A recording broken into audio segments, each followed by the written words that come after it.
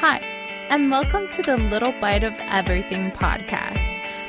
This podcast is for foodies, life enthusiasts, creatives, deep thinkers, you name it. We believe in the power of insightful conversations.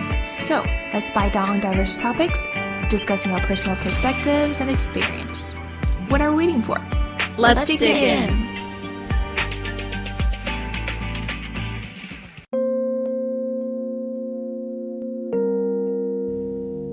Hi guys, Maribel here. I just wanted to introduce this episode. We wanted to have a very vulnerable conversation and just be open about our personal experience with stereotypes and prejudice. We wanted to share that with you guys, and it got a little long, so we decided to split this episode into 2 parts. We really hope that you enjoy it and you come back and listen to the second part next week. We really hope you enjoy this episode. See you at the end.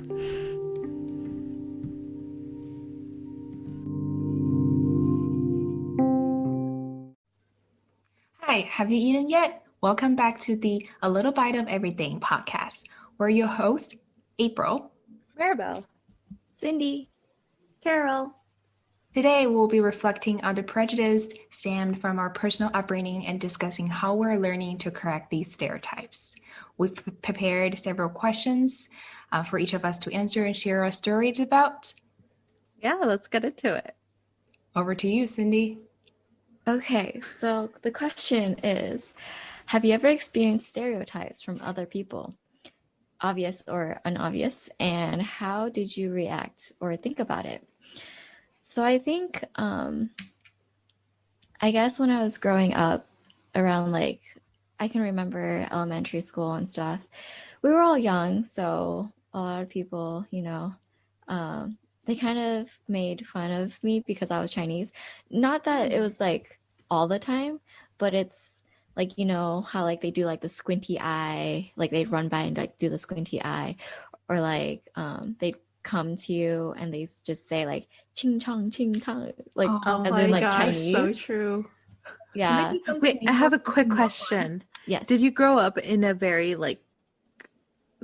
not Asian, predominantly Asian neighborhood and stuff like that, or was it just I think the elementary school that we went to, there were Asians, but there weren't a lot. Okay. And it's not like they did this all the time. It was just occasionally to make fun of me. But I don't really get offended that easily. I just I play along with them. So I'm just oh, whatever. I brush it off. Yeah. But I know for some people, they would get really offended if someone did that to them. So, I mean, and this was in elementary school and we were all still young, so we didn't really know any better. But I think nowadays, I hope that the kids, or at least the parents, teach their kids to not do stuff like that, because it could offend people of other races. And it's just something that I hope we're learning from and that people don't really do anymore, even though it is to make fun of, but just jokingly. But it can still offend people. Yeah. True. I just asked that question before because I grew up in a predominantly Latino, everybody was Mexican, with the exception of some Caucasian kids that were farmers' kids or something in a small town. And I didn't really see any obvious as a child, obvious prejudice or anything. However, as you grow up, I feel I started noticing it a lot more. That's why I'm maybe it's also where you grew up and how you grew up. But I know that I had a cousin that grew up in I think it was Fullerton or San Bernardino area, and he would get racially profiled, and he was just I guess because he was a Mexican kid, they would call him a beaner, and he would get in physical fights. And I would just like hear about his stories and like these things that would happen. And I'm like, this is California. There's tons of Latinos too. Like, how could that happen? I'm like, thankfully to me, I never like experienced any type of racism like that, other than the fact that because you're Mexican and Spanish was my first language, people just assume that I didn't have an eloquent like vocabulary and I just didn't know how to speak English, which I guess bothered me a little, and hence like why my accent isn't very thick. I think I try to perfect my English to prove people that like yeah, I speak Spanish, but I also speak English pretty well. Like I try to get grammar down. I try to just like not assimilate, but like try to prove myself. And I feel like that's a big thing when it comes to like stereotypes, that you don't speak the language well or something like that. So yeah. I think it's just because they're young, but I think if that would ever happen, like at our age right now, it would never be an okay. Like I'll get really offended if I heard something from others like that. I think that's another level. But just because they're young or like, back in the days. But there's also, I think, another thing to think about. It's if they think it was okay to say that to people when they're at their age, like the young age, they probably would think that it's okay to continue doing that growing up. So that's that, in a way, I think that's a lot of times that happen to younger kids because they think they kind of like went away from it. And they think it was okay to do that. And they growing up, that kind of thought, it kind of rooted in their kind of mind that they never thought it was an issue.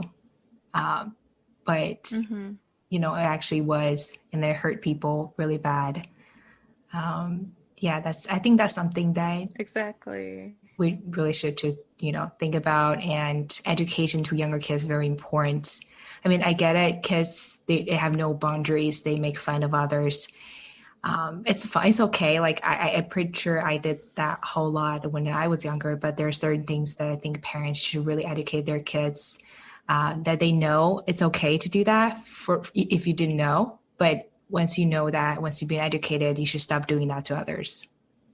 Yeah, I think parents play a really important role because like as kids, you actually don't know any better. I don't know if you could say that, but like you learn from your parents because Yeah, they're the people that you're around the you're most. like a role model, pretty Hmm. much. Oh yeah, it's definitely a learned behavior because like you're not going to pick that up from anywhere. Like you had to be taught that.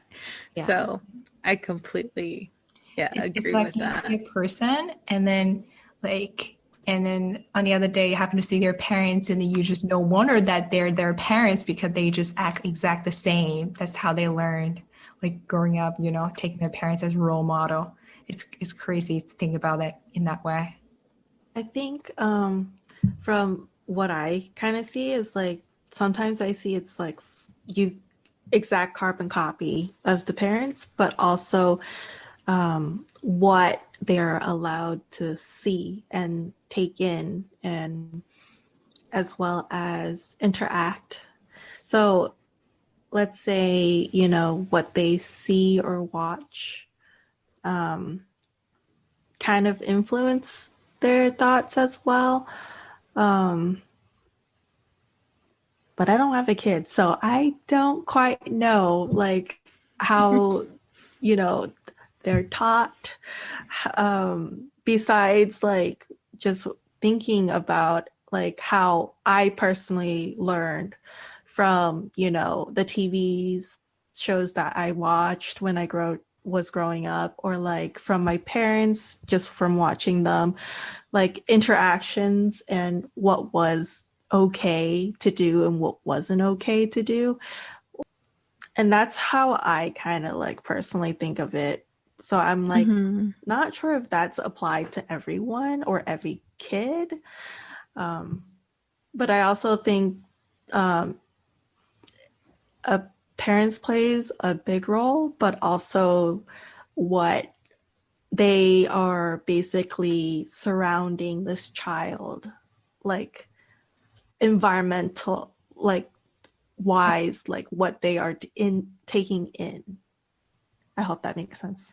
Yeah, I think it's important, hopefully, as future parents, if we do have children one day, like our parents only knew so much, and like I can't discredit my parents from saying like they were bad parents because they didn't educate me in certain things, but like I think they're great parents by all means, but there are some things that I'm sure that like stereotypes that we either grew up with, that you now realize are not true.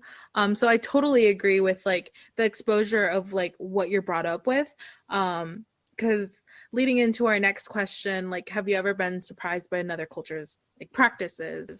I was not like I wasn't until college, when I realized like there was like other practicing religions that people would do. Like I think it was like freshman year, I was sitting in the MU and there was this girl that brought out her tapestry and she was doing her prayer.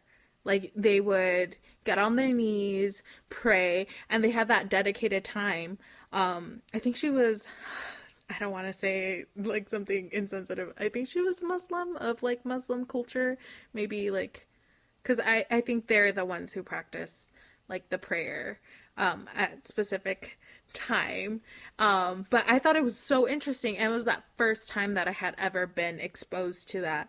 And like growing up, I didn't really see that. So I was like, oh, that like kind of opened my eyes to a different practice, a different religion, a different way of being, which like I thought was really refreshing just because, well, I was in university. I was learning about like specific cultures and just like different things. And I feel like as a person, I'm very open to different cultures. I want to say I'm a cultural enthusiast. I love embracing different cultures as my own just because like culture comes with language and food, and I love language and food so much, and I just feel like it makes you such a like more well-rounded person, and you know more, and I feel like our experiences do lead to specific events like that. So yeah, I definitely get the whole like educating people to one day. And I feel like kids nowadays, like they're growing up in this like new wave of like inclusivity, and people just want everyone to like be aware of these things, that it's not impossible, but it's like very hard for them to grow up with very close-minded ideals, or that's what I want to believe. However, there's parents out there.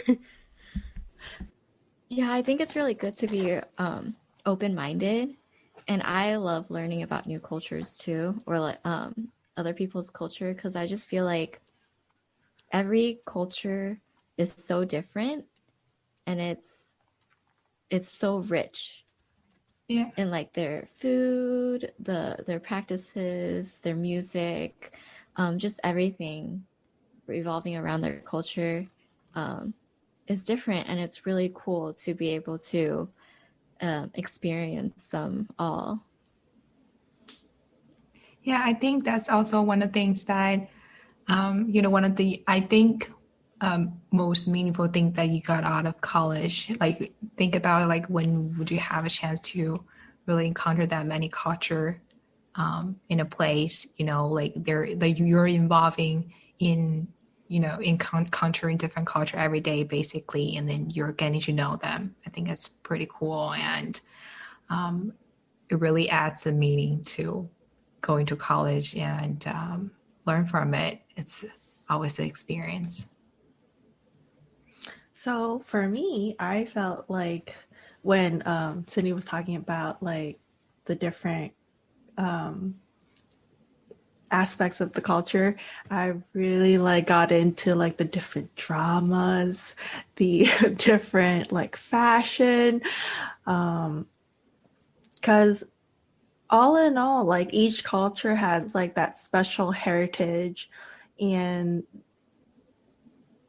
no matter like what you think, it's like they have a specific way of celebrating for special events, or and that kind of like that basically energy was very like appealing to me. Um, so yeah. Diversity. I think that's a good word to kind of summarize what Mm-hmm. we talk about, to embrace the diversity of the world. It's kind of the core that we're talking Yeah. about right here. Because like everyone could be What about celebrating similar holidays, but then each culture does it so differently. exactly? Mm. Yeah. Yeah, very true. April, do you have any specific like experiences like coming? I didn't expect to be caught up. I'm just curious. I want to know. Let me think about it. Okay. Like Okay. I think because I didn't get to expose to that many culture um, before I went to college, where you will know why in a little bit where I talk about my story, because I will give a little bit of background myself. Um, but yeah, like Maribel said, when we were in college, I got a chance to encounter many cultures, and the very interesting one um, that I kind of remember was like you see like the girls from like Middle East, they will like cover themselves. Um, I mean, I respect that culture, and then I just that's something that I didn't expect to see going to college. That's something that I pretty much encountered first time, and got me really interested, and then had me to explore their culture and know a little bit about that. I think that's something you kind of get out of from college, than the knowledge kind of thing. And I remember after that, because I did get to know a little bit of history about that, and then I think later on, after we all graduated, there's news about because the girls wasn't allowed to drive in Middle East. I don't know if you guys follow that news. And then there's a news from Ford that that regulation or that rule got banned. So now girls can drive in the Middle East. I don't remember which exactly country. And then I got so touched by that, and with all the Yeah. commercials they made, I think that was a really big move from their culture, their roots. And just by experiencing that, or like actually encounter that kind of culture just right in front of me, and hearing that news was really something that I feel like you know um, moved very Yeah. steps, It was rather touching than in a yeah, sense. rather than like I just heard that news or randomly I'd be like, oh, that was great, good for them. But now I feel like, yeah, very touching, because I literally see what's going on, and now everything has changed. Mm-hmm. Oh, that's cool. I feel like I have another little mini story to interject. Um, when I would ride the bus to school, in middle school I had watched a lot of anime, and I love Japanese language. I've always wanted to learn it. I'm just not that great at learning too many languages at one time, and I'm trying to perfect the languages that I am learning at the moment. So, but I love Japanese. And I remember that I was on the bus and there was some Japanese foreign exchange students that would always get on the bus. And there was a specific person, like a guy that got on first, and then a group of girls that followed in the next stop. And every morning they would be like, "Oh, hi, and I'm like, "Oh my God, they're saying good morning to each other." And I feel like that was a very sweet moment. And I was like, I wish I could say good morning to them too, but then that would be weird. But I loved like the sense of like their friendship and showing like that welcoming and like greeting. And I was learning Korean at the time, so I would be studying my Korean homework, and I was just like that's so cool. I wish I had friends on the bus that I would say good morning to, like, or just like greet, and like I could understand bits of their conversation, but I also didn't want to be the weirdo that like understood the conversation but didn't know how to speak it. So I kind of just like left it at that. But I love seeing how they would engage in their little community amongst like all of like the people, I guess, on the bus. And I was just like, I love that so much. So yeah, that was a little story I just wanted to share. Had very similar feelings were because my best friend, one of my best friends from college, she's Japanese, and then there's one time we went to like a hair salon, and then like the owner of that salon, is a Japanese as well. So they've been talking to each other in Japanese, and then I, growing up, being a very big fan of like Japanese anime as well. In that moment, it just makes me feel like I'm closer to like the enemy that I'm watching, you know, like I'm literally in that environment when they're talking to each other. That feeling is really amazing. Yeah.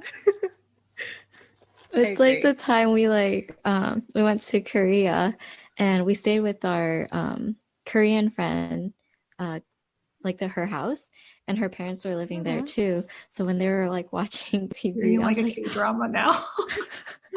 I know, like I can kind of understand. Aww. Yeah.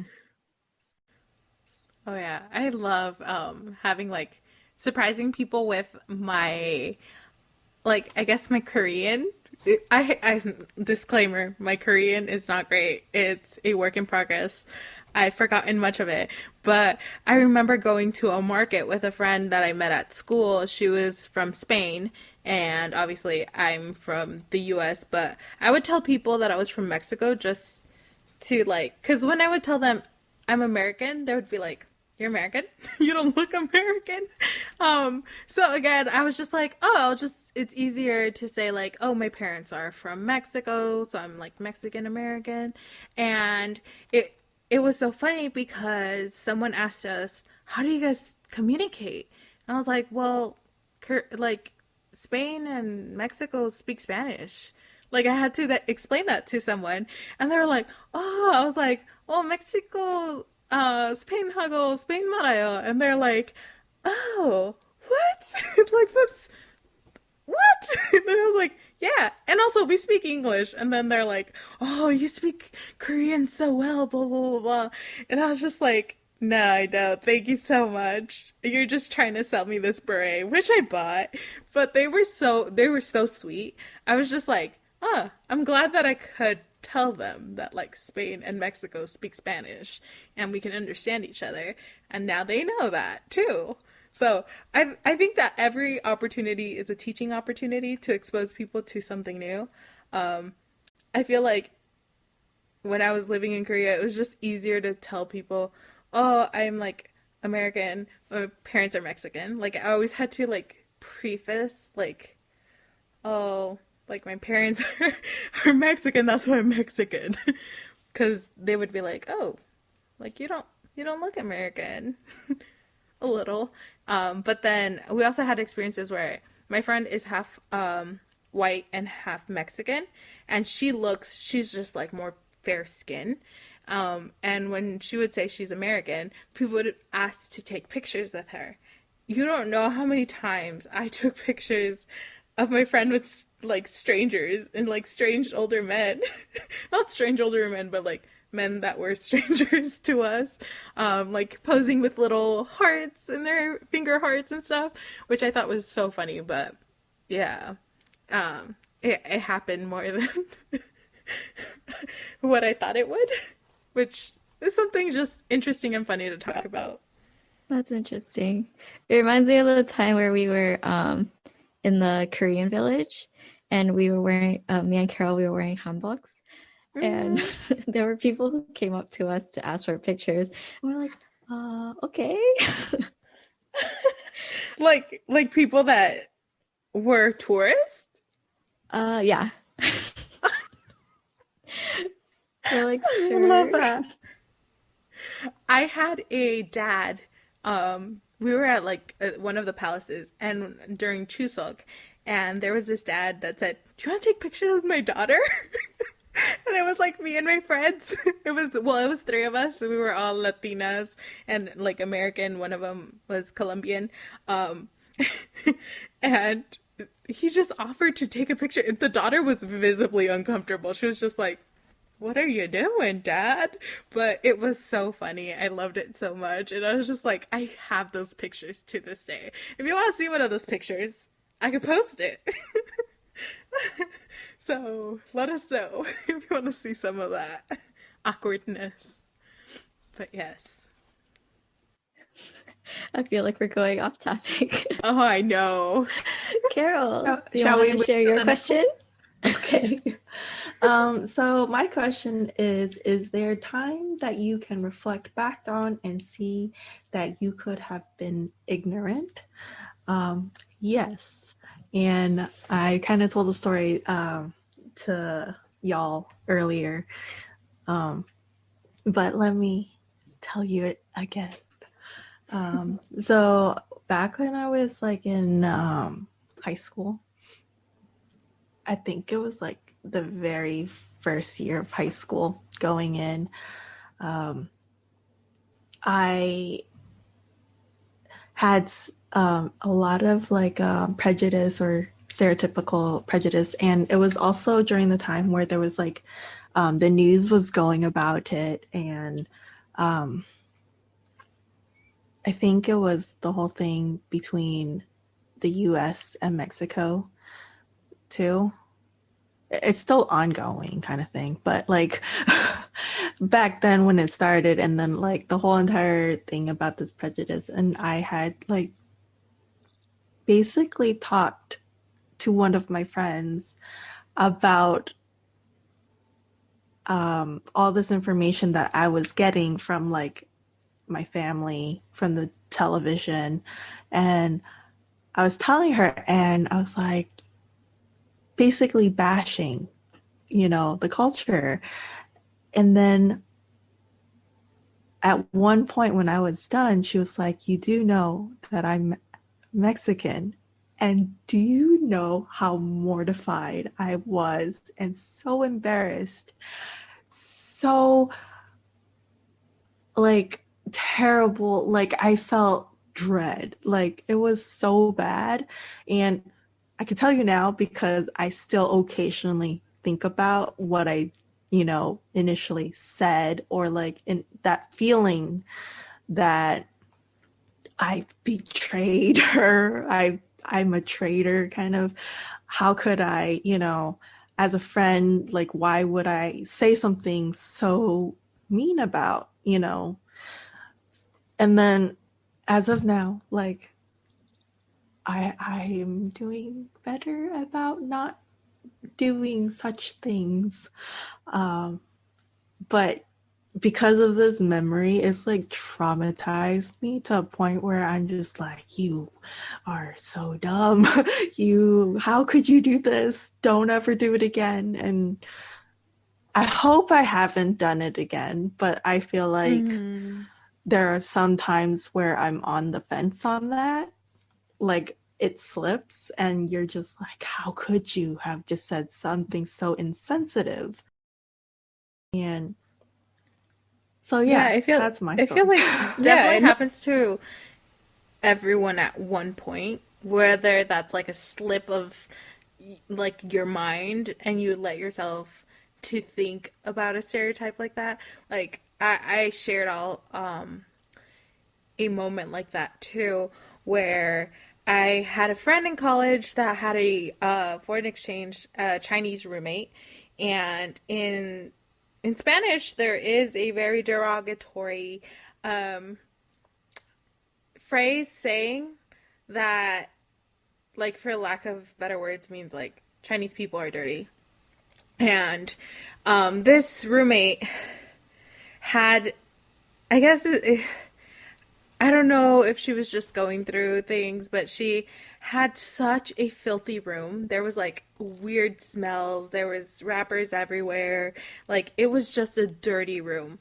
And like for a second, I felt myself thinking that stereotype, and I kind of like shared it in a story with my parents when I was telling them about the situation. And this happened in like college. So I was like young. I was 17, 18.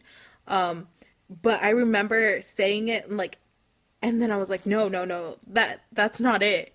However, like the fact that I thought it and that it was kind of like slipped out of my tongue just because it's something that is like, I think every culture has very racist like thoughts or perspectives, prejudices about different cultures. However, this one was kind of like it was becoming a real stereotype. It was becoming something that was real. And like the fact that I like maybe it was just like this specific situation and I was just like, "Oh my gosh." But then I think it's so important to take accountability, kind of like you said, Carol, like learning from it and like just changing, evolving, educating yourself, knowing that obviously that's incorrect. Um, yeah, because I remember just feeling so guilty too. I'm like, how did I let myself think that based on that situation, that one, like, the one experience that I've seen like that cannot generalize or like be the truth for everyone. So, yeah, I totally relate to that. It's just so bad, you know? It just comes with your upbringing, like things that you've been exposed to too, like the things that you hear. And obviously, like, I feel like stereotypes evolve from like one bad taste experience and then they're just kind of like spread like wildfire. That they're just.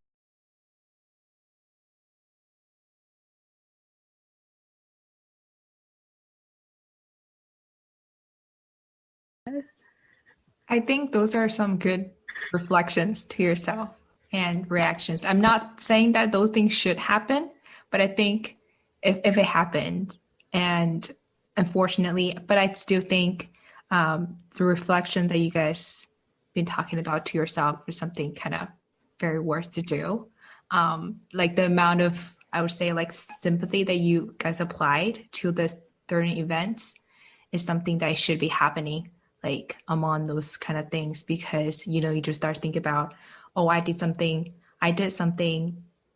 kind of terrible because I can feel the pain. Imagine that happened on myself.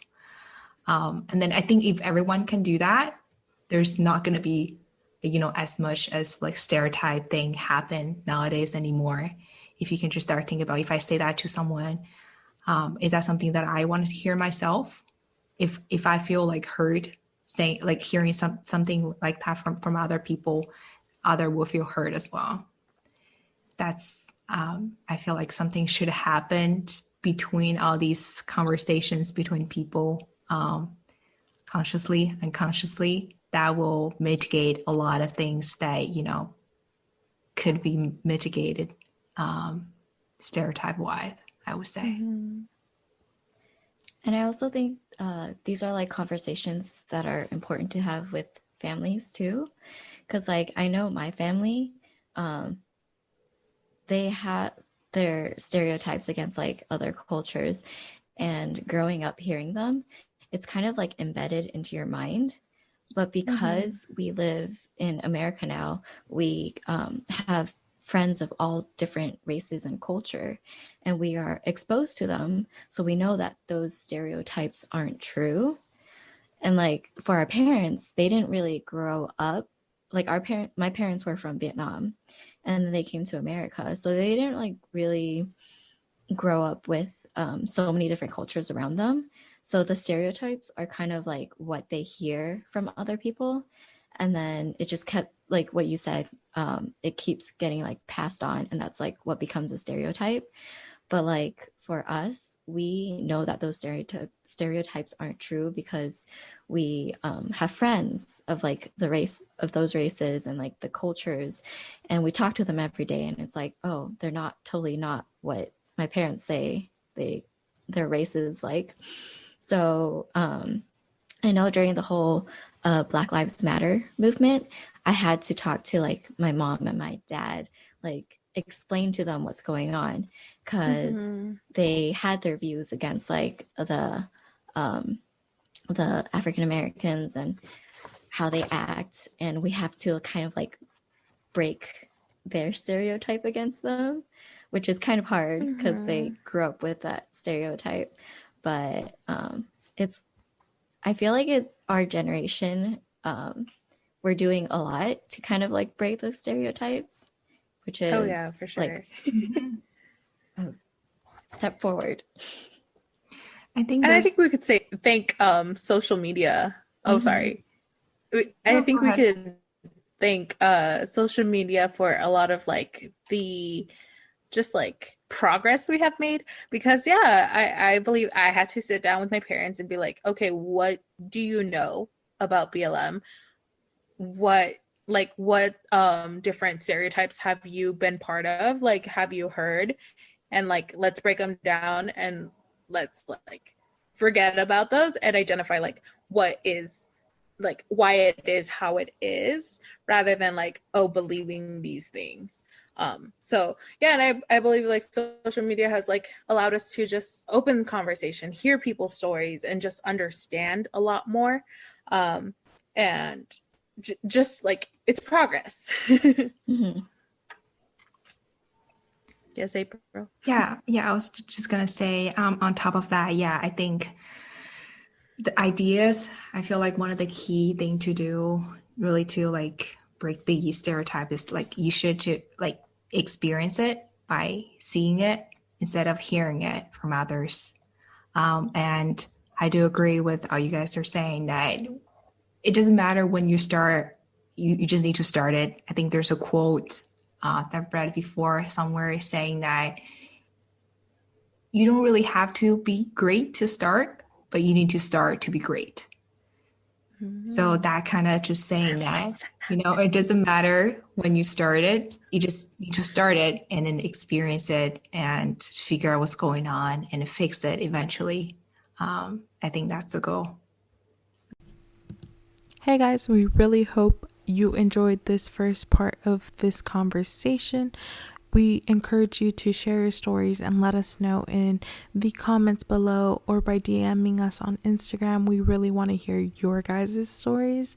But please make sure to come back for the second episode next week, where we will continue to share a little more about our personal experiences with certain stereotypes and prejudice. Please make sure to follow us on Spotify, or if you're listening to us on Apple Podcasts, we ask you to please leave us a 5-star review, and only 5-star reviews are appreciated, so please leave that.